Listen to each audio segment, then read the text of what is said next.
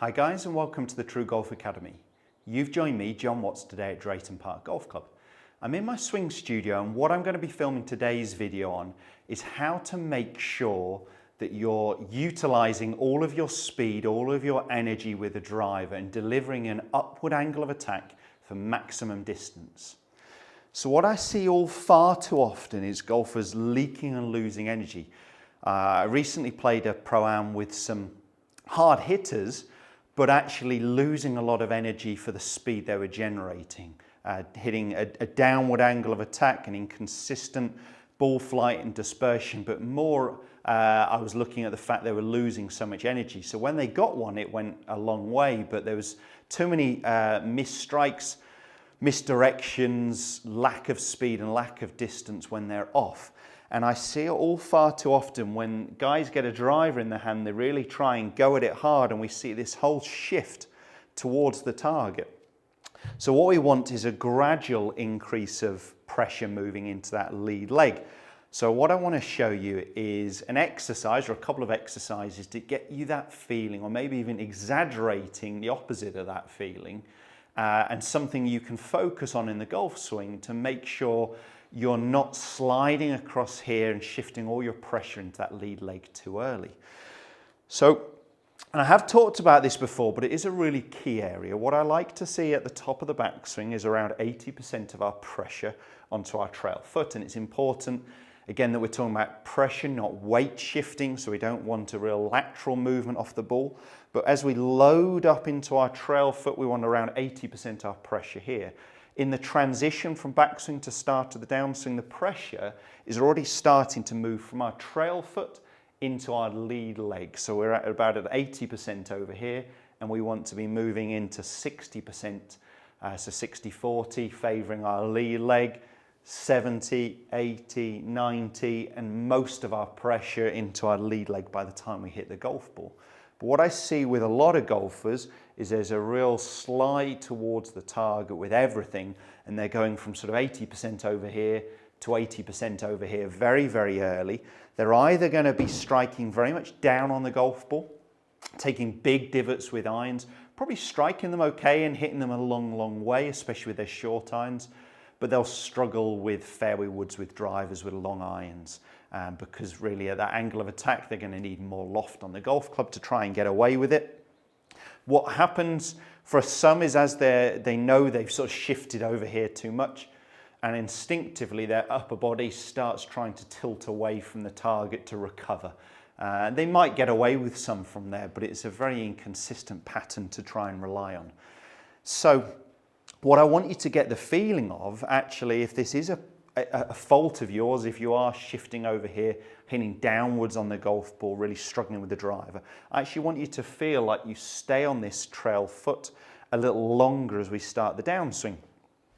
So what we're going to be trying to do is, as we wind up to the top of the backswing, here I've got this pressure over on my right side on my trail foot. I'm going to try and keep my trail knee flexed, my heel to the floor, and I've kept this width between my knees. What I see all far too often is the trail foot coming up early, no width between the knees, or the width has been lost, and you can see this trail leg is straightened very early as the heels come up. So what I'm asking you to feel is that you keep the width between your knees, you keep your trail knee flexed, and you can see that heel is actually on the ground, and I push off it now into impact. So it's almost delaying that movement towards the target till a little bit nearer the golf ball.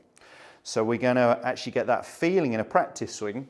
Stop at the top, keep some width between the knees, keep the trail knee flexed, and then turn through. And that's a great feeling as a practice swing for you if this is something you struggle with.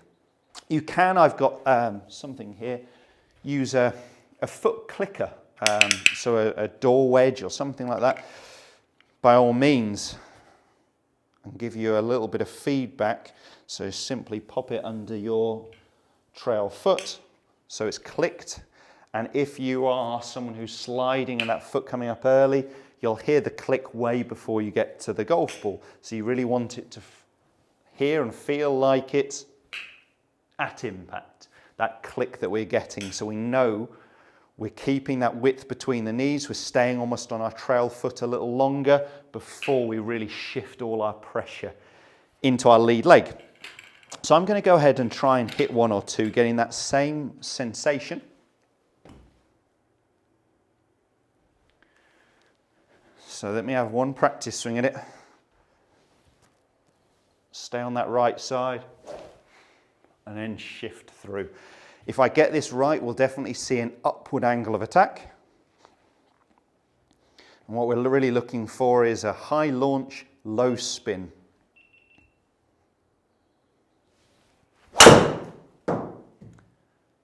That actually felt pretty good, just a little bit out the toe of the golf club.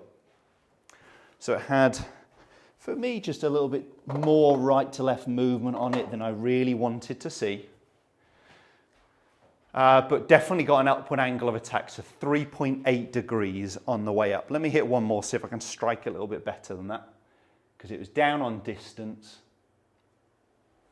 Wasn't the best strike, but definitely the feeling I wanted to try and create. So staying on this right foot, trail foot a little longer, width between the knees, the foot is down, I've got this knee flexed, then push off the floor. Let's give it a go.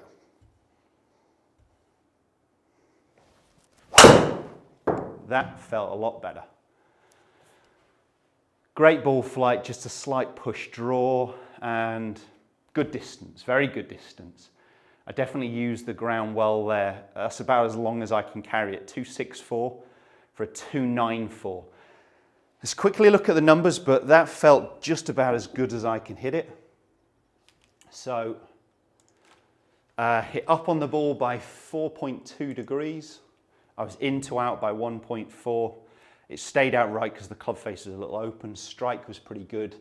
When we look at the numbers, a nice high launch angle, 15.5 degrees, and very low backspin rate, 1,500 odd. So that's why it carried quite good, but also had that run on the end of it as well to be finishing out there at 294. It's a good distance for me.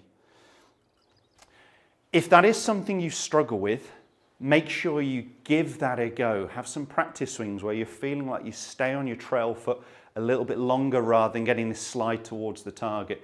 Using some video work and just trying to look at how your body is moving would work really well from face on to see if there is this lateral head shift towards the target, and that's what's giving you this downward angle of attack.